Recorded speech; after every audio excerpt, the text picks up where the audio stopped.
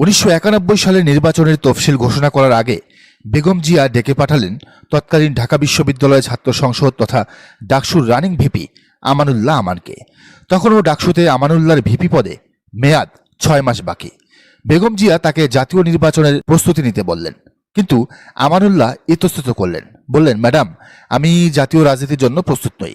এই টাইপের কিছু বলে বেগম জিয়াকে বোঝাতে চেয়েছিলেন যে তিনি এখনই পা ফেলতে চান না জাতীয় রাজনীতিতে। তফসিল ঘোষণা হলো।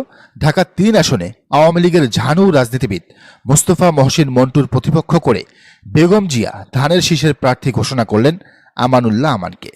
মোস্তফা মহসিন মন্টু তখনকার সময়ের খুবই পরিচিত মুখ ঢাকা 3 আসনের মানুষের কাছে। আগের এমপি, আবার উনি ছিলেন ঢাকা জেলা মুক্তিবাহিনীর কমান্ডার, যুবলীগের চেয়ারম্যান, এমনকি ঢাকা জেলা আওয়ামী লীগ সাধারণ সম্পাদকও ছিলেন। সর্বত্র ছিল তার নামডাক। ফলে তার সঙ্গে ভোটে ফাইট করতে বেগম জিয়া ডাকসুর একজন তরুণ ছাত্রনেতাকে নমিনেশন দিয়ে মাঠে নামিয়ে দেওয়াটা ঠিক করলেন নাকি ভুল করলেন, এই নিয়ে নানান ধরনের আলাপ আলোচনা চলতে থাকলো লোকমুখে। আমানুল্লাহকে সাহস ও উদ্দীপনা যোগাতে বেগম জিয়া নিজেই উপস্থিত হয়েছিলেন তার নির্বাচনী প্রচারণায়। ফেব্রুয়ারিতে ভোট হলো। বিপুল ভোটে ডাকসু ভিপি আমানুল্লাহ আমান সংসদ সদস্য নির্বাচিত হয়ে গেলেন। তিনি শুধু জিতলেনই না, 31,079 ভোটের বিশাল ব্যবধানে আওয়ামী লীগের ঝানু রাজনীতিবিদ মোস্তফা মহসিন মন্টুকে হারানোর মাধ্যমে তার রাজনৈতিক জীবনেরও পতন ঘটিয়ে দিলেন।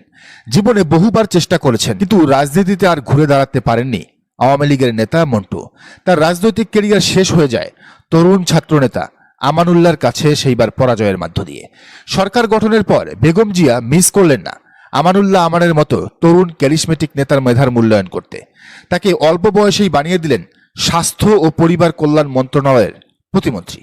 গল্পটা এই কারণে বলা, বর্তমান সিচুয়েশনে 91-এর আমানুল্লাহর সঙ্গে ডাকসুর ভিপি শিবিরের সাদিক কায়েমের তুলনা করা যায়। সাদিক কায়েম রানিং ডাকসুর ভিপি। ফেব্রুয়ারিতে ভোট হলে আরও 7 মাস বাকি থাকবে তার ভিপি পদের দায়িত্ব। আমানুল্লাহ আমানের মতোই সাদিক কায়েমও ক্লিন ইমেজের ছাত্রনেতা। 90-এর গণ অভ্যুত্থানের ফেস আমানুল্লাহ আমান, আর সাদিক কায়েম 24-এর গণ অভ্যুত্থানের ফেস। 24-এর গণ অভ্যুত্থানে যে সকল তরুণ সামনে এবং পেছনে থেকে নেতৃত্ব দিয়েছেন, কলাকৌশল নির্ধারণ করেছেন, গণ অভ্যুত্থানের বিগ ফেস হিসেবে সামনে এসেছেন, মোটামুটি প্রত্যেকেই কম বেশি বিতর্কিত কর্মকাণ্ডে জড়িয়েছেন, একমাত্র সাদিক কায়েম ব্যতীত। তার বিরুদ্ধে কোনো মেজর এলিগেশন বাজারে নাই। ভিপি হিসেবে দায়িত্ব নেওয়ার পর ছাত্রদের কাছেও বেশ আস্থা অর্জন করতে পেরেছে সে। এই অল্প সময়ের মধ্যে শিক্ষার্থী বান্ধব বেশ কিছু ইনিশিয়েটিভ বাস্তবায়ন করে ফেলেছে তার টিম, যেগুলো ভালোই সাড়া জাগিয়েছে সারা দেশে। ফলে ডাকসু ছাপিয়ে সাধারণ মানুষের কাছেও তার একটা গ্রহণযোগ্যতা তৈরি হয়েছে। এই অপরচুনিটি বা এই সুযোগ কাজে লাগিয়ে সাদিক কায়েমকে ছাত্রনেতা থেকে জাতীয় নেতায় পরিণত করা যেতে পারে। জামাতের তাকে এখনই জাতীয় রাজনীতিতে এক্সপেরিমেন্ট করা উচিত এই ইলেকশনে ভোটে দাঁড় করানোর মধ্য দিয়ে। পরবর্তী 5 বছর কি হবে না হবে, কি সিচুয়েশন দাঁড়ায় বলা যায় না। সেই পর্যন্ত রাজনৈতিক প্রেক্ষাপট কোথায় গিয়ে ঠেকে সেটাও বলা মুশকিল। সাদিক কায়েমের ডাকসু থেকে বিদায়, শিবিরের দপ্তর সম্পাদক থেকে সেক্রেটারি জেনারেল হয়ে সভাপতি, তারপর বিদায় নিয়ে জামাতে সদস্য হিসেবে যোগ দেয়া, ততদিনে তার যে ক্রেজ বা তার যে জনপ্রিয়তা জনমনে তৈরি হয়েছে, ওইটা আর ধরে রাখতে পারে কিনা সন্দেহ আছে। তখন সাবেক অন্য 8-10 জন শিবির নেতার মতোই এভারেজ মানের গড়পত্তার রাজনৈতিক কেরিয়ার তৈরি হওয়ার সম্ভাবনাই তার বেশি। অথচ এখন তাকে নমিনেশন দিয়ে, অন্তত ঢাকা 8-এ নমিনেশন দিয়ে মির্জা আব্বাসের বিরুদ্ধে দাঁড় করিয়ে দিলে মোস্তফা মহসিন মন্টুর মতোই মির্জা আব্বাসের কেরিয়ারও, এই চান্দাবাজের কেরিয়ারও খেয়ে ফেলে দিতে পারেন ভিপি সাদিক কায়েম। এই সময়ে কিছুটা কৌশল অবলম্বন করে সাদিক কায়েম জাতীয় রাজনীতিতে আসতে পারেন। সরাসরি জামাতের প্রার্থী না হয়ে স্বতন্ত্র প্রার্থী হিসেবেও দাঁড়াতে পারেন, কিন্তু সেখানে জামাত তাকে সমর্থন অবশ্যই জানাতে হবে। তবে জামাতের সিনিয়র নেতারা বোধহয় ঝুঁকি নিতে চাইবেন না এবং ঠিকভাবে গাইডও করবেন না তাকে। কিন্তু সাদিক কায়েম সাহস করে দাঁড়িয়ে গেলে এটা হবে তার জীবনের একটা সেরা সিদ্ধান্ত। সাদিক কায়েম কিন্তু সম্প্রতি একটি বক্তব্যে এসব কথা বলেছেন, যদি দল চায় হয়তো তিনি দাঁড়িয়েও যেতে পারেন। অন্য তরুণ নেতাদের আগে তার জাতীয় রাজনীতিতে প্রতিষ্ঠিত হওয়ার সম্ভাবনাই বেশি, কারণ সাদিক কায়েম কমিটেড, সে বেঈমান নয়, অসৎ নয়। জামাতে ইসলামী কেবল ওয়েলফেয়ার পলিটিক্সে না থেকে ক্ষমতায় যাওয়ার রাজনীতি করতে হলে তাদের পুরনো সিস্টেমে পরিবর্তন আনতে হবে, বিশেষ করে দলীয় কাঠামোতে। ছাত্র শিবিরকে প্রায়োরিটি দিতে হবে।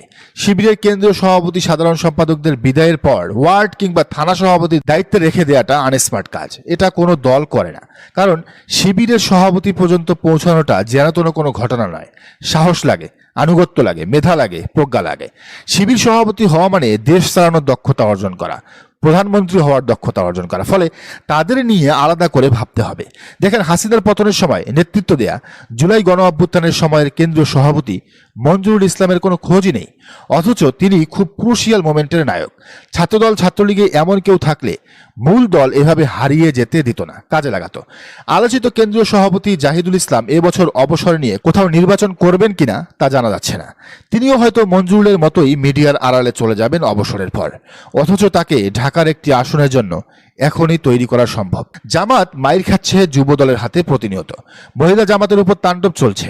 এসব ঠেকাতে যুব সংগঠনটাও চাঙ্গা করতে পারত। শিবিরের সাবেক সভাপতি তুহুর বক্তা রাজিবুল ইসলাম পলাশকে এ দায়িত্ব দিয়ে মাঠে নামালে যুব জামাত হতো যুব দল কিংবা যুবলীগের চেয়েও শক্তিশালী দল। মানুষ একটা পরিবর্তনের জন্য আশা নিয়ে বসে আছে। জামাতকে তারা ক্ষমতায় দেখতে চায়, কিন্তু জামাতের অনেকের ভেতর এখনো মনে হচ্ছে সে চিন্তা নেই। গেলাম গেলাম, না গেলে নাই, এমন একটা ভাব। তবে জামাত বদলাচ্ছে সেসব খোলস ছেড়ে, এটাও সত্য। তারা আগে শিবির সভাপতিদের নমিনেশনই দেয়নি খুব একটা, এবার দিয়েছে, কারণ তরুণ সমাজের পালস জামাত ধরতে পেরেছে।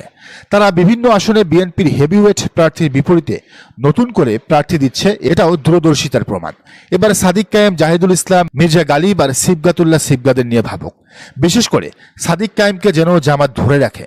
সেলিব্রিটি ফেস দরকার আছে। এরই মধ্যে একটা গ্রুপ উঠে পড়ে লেগেছে সাদিক কায়েমকে বিতর্কিত করার। তারা জোর প্রচেষ্টা চালাচ্ছে। এ প্রচেষ্টা যুক্ত হয়েছে নাগরিক পার্টি এবং তাদের দোসররাও। দর্শক, আপনার কি মনে হয়, জামাতের কি উচিত সাদিক কায়েমকে জাতীয় রাজনীতিতে যুক্ত করা?